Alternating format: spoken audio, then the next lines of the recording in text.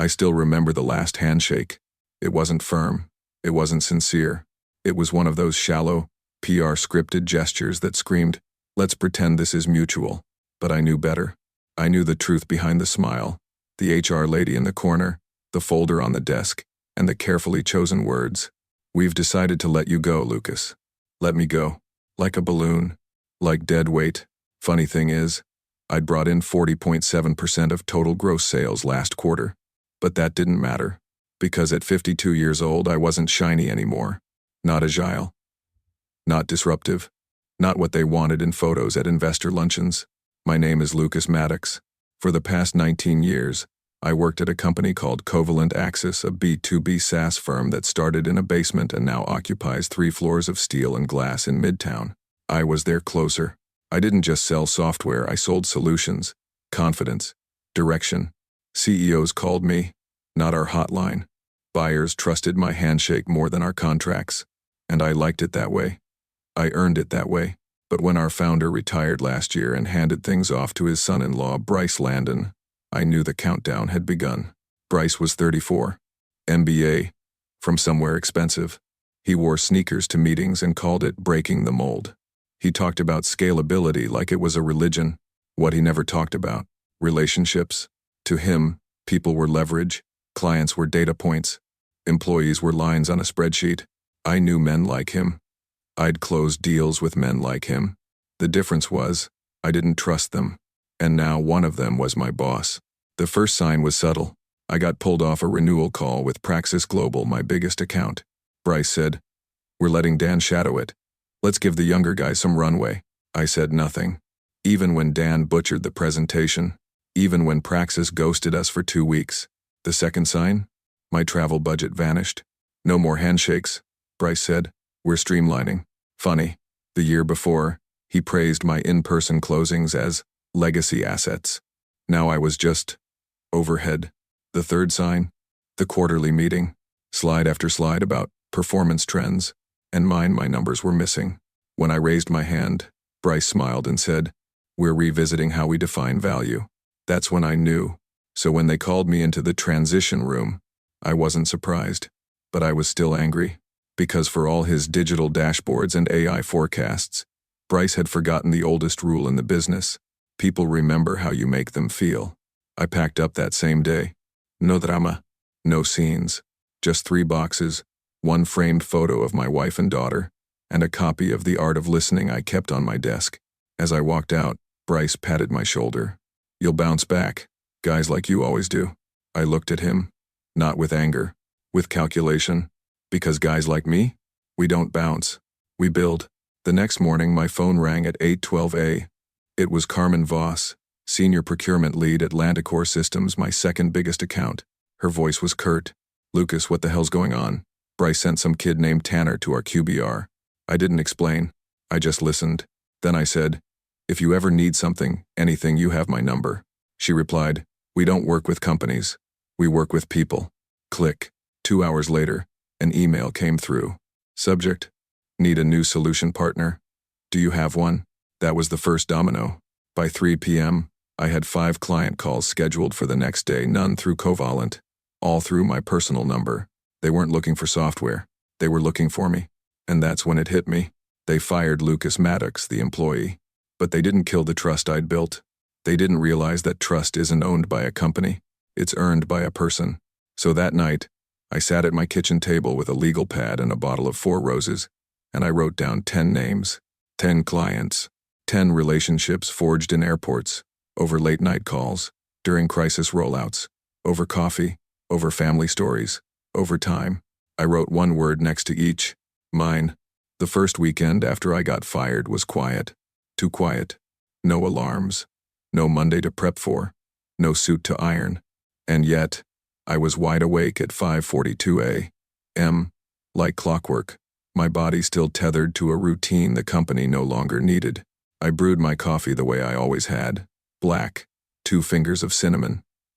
I stood at the kitchen window, staring out at the cold light spilling across the lawn, and I kept thinking, what now? I hadn't told my daughter yet. She was 26, living in Seattle, working in marketing for a boutique furniture brand, smart as hell, fiercely loyal. she would have flown back, angry, ready to torch the place with LinkedIn posts and outrage. But I didn't want that. Not yet.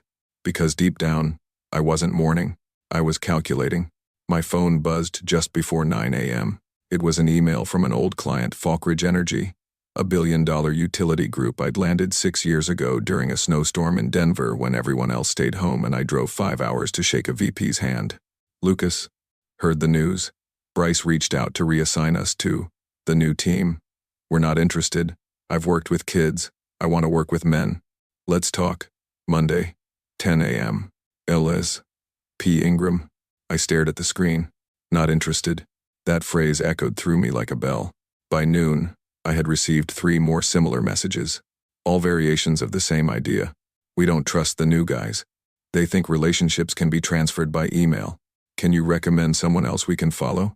That's when something inside me, something quiet but dangerous, lit up. Not revenge. Not yet. Just clarity. They didn't fire me because I was underperforming. They fired me because they wanted my clients, but not me. They thought the trust would stay with the logo. They forgot who earned that trust. I opened my old pitch decks, still saved on my personal drive, not confidential, all public-facing, but mine. Next, I opened my notebook, the real one, not the CRM, not Salesforce, my own pen and paper log. Birthdays, kids' names, favorite sports teams, decision-maker dynamics, pain points, hidden objections, personal goals, the human side of every deal. Bryce didn't have that. His CRM data said, Q4 retention risk. Mine said, Carol, in finance, is pushing to cut costs, prep bundle value early. Big difference. One builds business, the other builds trust. That night, I called an old friend, Marco Reyes. We'd worked together at a fintech startup a decade ago. Marco had since started a small consultancy, lean, sharp, remote first, and built on loyalty. He was always recruiting, always expanding. Lucas, he answered, voice half amused. I've been wondering how long it'd take for you to call. I've got a list, I said. 10 clients, all ready to jump. I just need a structure, a home. He chuckled. You don't need a home. You need a launch pad. I don't want full-time, I said. I want freedom and control. He paused. Then, I'll draw up the papers. You run the deals. 50-50 split. I'll build what you need. By Monday morning, I had a new email address, a digital business card, and a signed NDA with Reyes Group. I wasn't unemployed. I was unleashed. But just as things started to click into place, the real betrayal surfaced. Tanya from Viridian Corp called me, whispering like she was sharing state secrets. You didn't hear this from me, she said, but Bryce presented your 2023 Q1 proposal to us last Friday. What? Word for word. Pricing, strategy, even the pain point case studies. My jaw tightened. I never sent that deck through corporate servers. Well, someone had a copy. And when we asked about you, he said you were relieved due to ethics concerns. The blood drained from my face. He said what? I figured it was crap, but still figured you should know. She hung up. I sat in my car in stunned silence. He didn't just fire me. He was stealing my work, smearing my name, all while trying to repackage my relationships like commodities in a catalog. It wasn't enough to push me out. He wanted to erase me. That night, I drove to my old office building, just to look, just to remember. The lights were still on, new faces in old seats, empty smiles behind modern glass. A place I'd helped build with late nights and impossible closes now filled with people who didn't know my name. It hurt, but only for a moment, because I realized something. Bryce hadn't taken anything from me. He just exposed himself. I called Marco. I want to go loud, I said. What do you mean?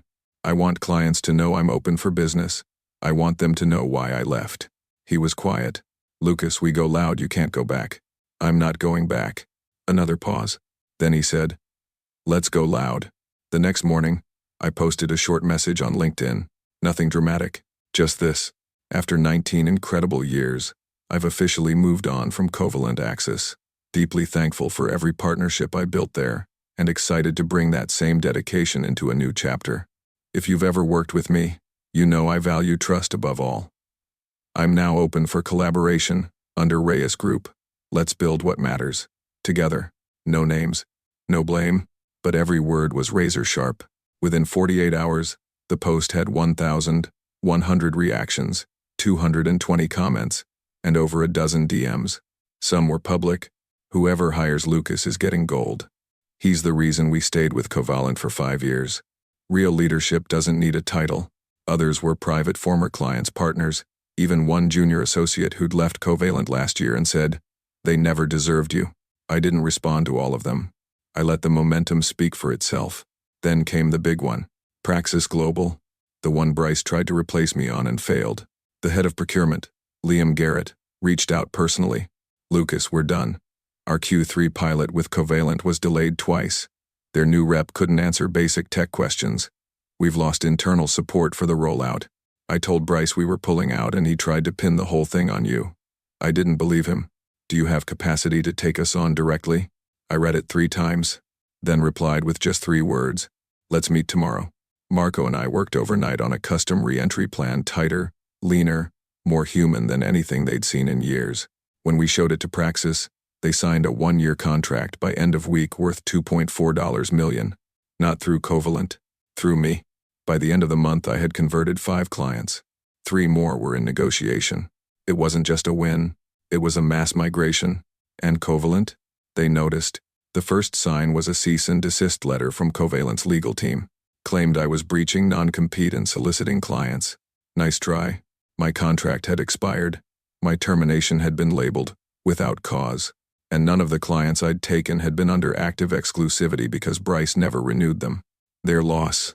My gain. Marco's attorneys responded with an 11-page rebuttal. The letter never came up again. Then came the message from Bryce. Private number. "You're being petty, Lucas. This is bad for both of us. You've made your point. Let it go." I didn't reply. Because it wasn't petty. It was earned. And I wasn't done.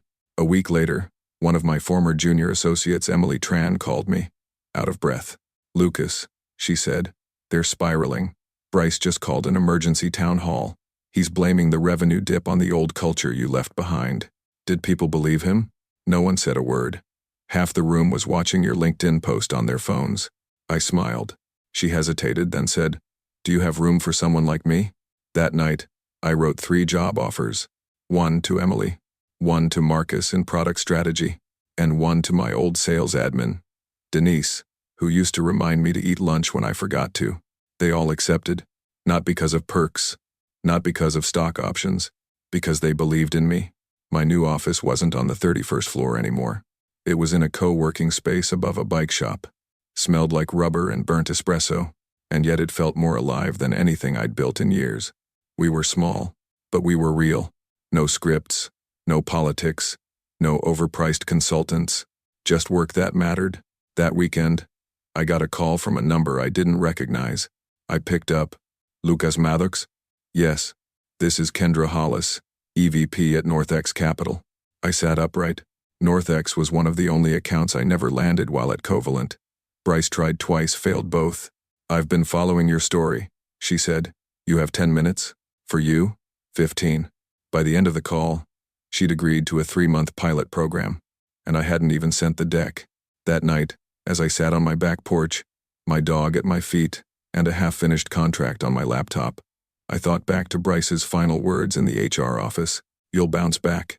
He was wrong. I didn't bounce. I rose. And this time, I took the stairs he never saw coming. Growth came fast. Too fast. If I'm honest, in just 6 weeks we'd onboarded 8 legacy clients from Covalent and picked up 2 new accounts through word of mouth.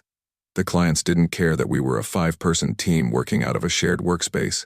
They didn't care that our server was a rented AWS bucket and our client portal still had half-built features. They cared about me, about trust, speed, accountability, and I gave them that every call, every deliverable, every damn day. But with every new win, I could feel it. They were watching. Bryce didn't strike back immediately. He was smarter than that. He waited. Let the tension build. Let me believe I'd won. Then came the first hit, small, subtle, an article, posted on an anonymous business blog, shared quietly in VC group chats and Slack communities. Ex-sales director under scrutiny. Did Lucas Maddox take more than clients when he left Covalent Axis? No direct accusations, just insinuations. Anonymous sources. A familiar pattern. Words like IP theft, ethical gray zone, and client manipulation, crafted to sow doubt, not ignite lawsuits. A whisper campaign, designed to tarnish. It worked a little. 2 clients asked for clarity meetings. One, a mid-size CRM integration firm, put their rollout on hold until internal counsel reviewed non-compete exposures. I wasn't angry. I was ready. Marco and I had prepared for this.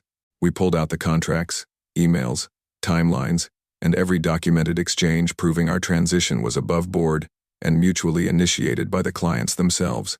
We didn't defend. We clarified. By week's end, all 3 clients had recommitted. But the message was clear. This was no longer just business. This was war. That's when I got the second hit. This one not in whispers, but in denial. Emily stormed into the co-working space, laptop in hand. "Lucas," she said, "we've been blocked." "From what?" "The client portal. Our shared tools, the ones we use to access onboarding docs and API specs from third-party vendors, had revoked our credentials. All of them. Without notice. I called the vendors directly. Most said the same thing. We've been advised to pause access pending clarification of licensing agreements. Some were blunt. Covalent Legal contacted us. Threatened breach of partnership if we continued supporting your environment. I felt the blood rush to my face. It wasn't just pettiness. This was sabotage. They were using their partnerships to cut off mine. Bryce hadn't just stolen my work. Now he was trying to bleed me dry. We spent the next 48 hours rebuilding everything from scratch. Marco pulled favors. Vinay, now full-time with us, migrated servers in under 12 hours. Emily and Denise manually retyped old documentation from paper notes she'd saved, just in case. It was exhausting. But we didn't break. We couldn't afford to. That night, I went home and found an envelope slipped under my door. No return address. Inside, a single sheet of paper, printed in bold type. "Stop while you're ahead, Lucas. Before something breaks that can't be fixed." No signature. Just a copy of a 2015 client NDA, one that I hadn't violated, but one with wording vague enough to sound dangerous out of context. It wasn't just intimidation. It was escalation. I didn't sleep that night. Not from fear, from focus. I sat in the kitchen with a pen and yellow legal pad, just like I did during the toughest sales quarters of my life. No laptops, no distractions, just thinking. They wanted to isolate me, cut me off from vendors, from tools, from clients. Fine. I'd remind them what it meant to play the long game. First step, the backdoor network. There's something every ambitious exec underestimates. The veterans. The ones who no longer sit in the boardroom but still know every crack in the wall. I called Gerald Kim, ex-CTO of a logistics firm I helped secure a partnership for 9 years ago. He now consults for 3 of Covalent's vendors quietly. I didn't ask him to break any contracts. I just asked him to share the truth. By Thursday, I had confirmation. Bryce's legal team had issued non-legally binding advisory letters to at least 5 vendors warning them of potential conflicts if they continued servicing me. It wasn't legal, but it was effective and unethical as hell. So I wrote a letter, not to Covalent, to the vendors, calm, professional, but clear. I understand you were advised to pause support. I want to assure you no agreement has been breached on my side. I have attached legal documentation and a formal opinion from our retained counsel. Should your team require clarity, we're happy to arrange a meeting. I believe in partnership, not intimidation. I didn't threaten. I didn't accuse. I just outclassed them. The responses started rolling in. Most vendors resumed services. A few apologized. One even asked if I'd consider partnering long-term once their Covalent deal expired. And that's when it hit me. Bryce's tactics were fire, flashy, dangerous, fast. Mine? Water, patient, persistent, inescapable. The next move was optics. If Bryce wanted to play media games, I'd play too. But smarter. I reached out to a journalist I'd known for years, Sienna Roth, who now wrote for the Venture Index. We met at a quiet wine bar. She didn't ask why I left Covalent. She already knew. "I'm not here to slander," I told her. "I just want the truth known that clients follow relationships, and that the future of business isn't domination. It's loyalty." She raised an eyebrow. "Are you ready to be a symbol?" "I already am." Her article dropped the next Tuesday. Can one man beat a machine? The Curious Case of Lucas Maddox. It wasn't a hit piece. It was a profile. A calm, reasoned look at the rise of client-centered loyalty in the face of top-down disruption. My name was front and center. So was Bryce's, though not by my doing. It went viral, especially among mid-career professionals, the silent army who saw what I saw, who'd lived what I lived. The comment section was full of, "This is why people quit not jobs but bosses. You can't fire trust." Lucas Maddox is the kind of leader I wish I had, but the part that mattered most? Clients read it. And they called. Within 2 weeks, 2 former clients reached out unprompted. One current Covalent account quietly signaled interest in jumping ship by Q2. A Forbes contributor quoted the article in a piece titled, "The Human Factor in B2B Loyalty." Covalent issued a press statement the next day. Corporate, vague, defensive, no mention of me. Just refuting inaccurate media narratives, which of course only made people search harder. And Bryce? He broke the silence. I got a message not from a burner this time. His actual number. "You think you're better than me? You think your Halo act is going to last? You're nothing without the name we gave you." I didn't reply, because I wasn't just better. I was free, and he couldn't understand that. Then came the final move of the chapter. Marco called me late one night. "You sitting down?" "I'm always sitting now," I said. He laughed. "Fair." Then, serious.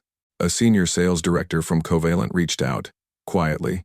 She wants to jump ship, but she'll only do it if you lead the new enterprise deal she's been chasing for months, a telecom package worth 7 figures. If you close this, Lucas, it's over. You don't just win. You bury them. I didn't blink. Send me the specs. That night, I didn't sleep again. But it wasn't anxiety. It was momentum. The war wasn't silent anymore. It was loud. And this time, I was holding the mic. The telecom deal was codenamed Project Stonewire. Biggest pitch I'd touched in over a decade. A full-stack enterprise contract cloud migration, multi-region CRM sync, AI data hygiene tools, and 6-figure annual licensing. The kind of deal that redefined revenue reports. The kind that made VPs look like visionaries and boards lean in. I'd been on the other side of it once, trying to win it for Covalent back in 2019. We lost to a European firm that underbid and overpromised. Now, they were back on the market, and they'd called me. Not Reyes Group, not Covalent. Me. The exec who reached out was Allison Gray, someone I'd met at a summit years ago and stayed in touch with over coffees, conferences, and mutual connections. She didn't waste time. "Covalent came in strong," she said. "Nice numbers, aggressive terms, but they feel thin. And after what happened to you, I don't trust Bryce." I nodded. "I don't want to match their offer," I told her. "I want to exceed their value. Can you?" I already have. What followed was 21 days of the most focused, grueling work I'd done since my 30s. Days bled into nights. My team and I ate takeout and rewrote architecture diagrams on glass walls. Denise kept schedules tight. Emily dug up comparative models. Marco stayed in the background, letting me lead, letting me own it. We weren't selling tools. We were selling belief. Belief in delivery. Belief in people. Belief in Lucas Maddox. Meanwhile, Covalent ramped up the pressure.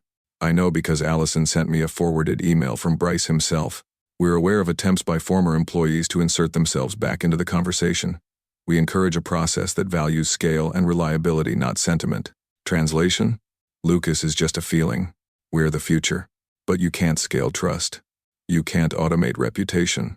And when Allison asked if she could visit our operation, I didn't rent a fake office. I didn't book a hotel conference room. I invited her into our real workspace, upstairs from a bike shop. Smelled like oil, coffee, and whiteboard markers. And we told the truth. She saw Emily leading tech spec discussions.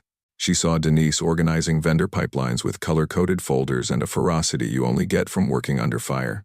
She saw me in jeans and rolled sleeves, holding 3 conversations at once, yet fully tuned in when she spoke. She walked out that day and said, "It's messy." I smiled. Real, usually island. 2 days later she called. "You've got it. Full term? 18 months. I stared at the phone in silence. "Lucas," she said, "I'm here. Just thank you. Thank you. For showing us we don't have to buy into a lie. When the deal was signed, we didn't throw a party. We didn't pop champagne. We just kept working. Because we knew what was coming next. Retaliation. The announcement of the Stonewire deal wasn't even public yet, and still Covalent knew. I could tell by the tone shift in the market. We stopped getting polite vendor inquiries. We started getting radio silence. Requests for joint webinars were rescheduled. One co-marketing campaign we'd planned with a small automation startup pulled. No explanation. Then came the media leak. A respected trade journal published a piece titled, "Are Rogue Operators Undermining Tech Trust? Sources Say a Former Exec May Be Crossing Lines." No name, but the photo was taken outside our co-working space. Bryce had taken off the gloves. But here's the thing about fire. When you've already walked through it, it doesn't burn the same way. I called Sienna Roth again, the journalist who wrote the first profile on me. "I'm guessing you saw it," I said. "Lucas," she replied, "they're trying to bait you. Then let's give them a hook they can't ignore." We worked fast. This time, we didn't tell my story. We told theirs, with evidence. Emails from vendors pressured by Covalent's legal team. Testimonies from 2 former junior reps who'd quietly left after witnessing falsified reporting metrics. Even leaked investor decks overpromising revenue built on clients I'd already taken. Sienna didn't editorialize. She published, "The empire built on borrowed faces. What happens when clients follow the man, not the brand." It dropped like a sledgehammer. Within hours, LinkedIn exploded. Every exec who'd ever been pushed out of a company they helped build. Every manager who was labeled obsolete. Every client who felt the loss of a person but was forced to stay for the contract. They rallied. And Covalent? They panicked. Next came the legal escalation. A formal lawsuit. Covalent Axis versus Reyes Group. Filed in state court. Accusation. Unfair competition. Misappropriation of confidential information. And unlawful interference with business relationships. We expected it. Marco had already hired a top-tier firm. Vinay had documented everything. And Emily? She'd saved screenshots Bryce forwarding client data post-termination to new reps without consent. Within 48 hours, our lawyers filed a motion to dismiss. Within 72, we filed a countersuit. Claim, defamation, tortious interference, abuse of market position. We weren't fighting dirty. We were fighting precisely. But the final escalation? That came from inside. Monday morning, Denise walked into my office face pale. She placed a folder on my desk. "You need to see this." Inside, an email chain, a Slack export, a calendar invite, all tied to one of our junior staffers, Leo. He'd been in contact with someone from Covalent's legal team, feeding them updates, internal plans, sales forecasts, even client onboarding details. It wasn't speculation. It was coordinated spying. I sat back in my chair, breathed. This was it. The last card. And now I had it in my hand. I didn't confront Leo. Not right away. Instead, I had Vinay isolate his credentials. Emily mirrored his device silently, and I called Bryce. Direct line. He picked up. Tired. Arrogant. Already on edge. "Lucas," he said. "I don't have time for another monologue." I didn't speak. I just played the recording. Leo's voice, clear. "They're onboarding Stonewire through 3 phases. First cloud, then CRM sync. You'll need to push your AI module sooner if you want a match." Bryce went quiet. Then, "You can't prove that's me." I let the silence answer him. And then I said, "You started this. I'm ending it." By Friday, Covalent dropped the lawsuit. No apology. No settlement. Just silence. But that silence was defeat. I gathered the team that evening. No champagne. No speeches. Just a simple statement. We don't celebrate revenge. We celebrate resilience. And they clapped. Not because we won, but because we endured. 2 months later, we signed our 15th client. 3 came from direct referrals inside Covalent. One of them was Stonewire's biggest regional competitor, Bryce. He stepped down to pursue other ventures. He still posts about innovation and disruption. But no one listens the same way anymore. His name, once loud, now drowns beneath the trust he could never own. Me? I still wear the same blazer, still carry a notebook, still answer my own phone. But I don't carry bitterness. Because I built something better. Not out of revenge. Out of principle. Out of people. The invitation came on a Wednesday. A text. Short. Simple. "Bryce wants to meet. Just the 2 of you. Neutral ground. Gerald Kim." I stared at it for a full minute. Neutral ground? That could only mean one thing. He'd finally accepted it was over. We met at a coffee shop near the downtown waterfront. No suites, no security. Just two men on opposite ends of a war, only one of them knew how to fight. I arrived first. Didn't bring a laptop. Didn't bring files. Just a worn leather notebook and a quiet stare. He walked in 6 minutes late. Still had the sharp haircut, the casual swagger. But the spark? Gone. He looked smaller, like the crown had been taken off and he'd realized it was plastic. "Lucas," he said.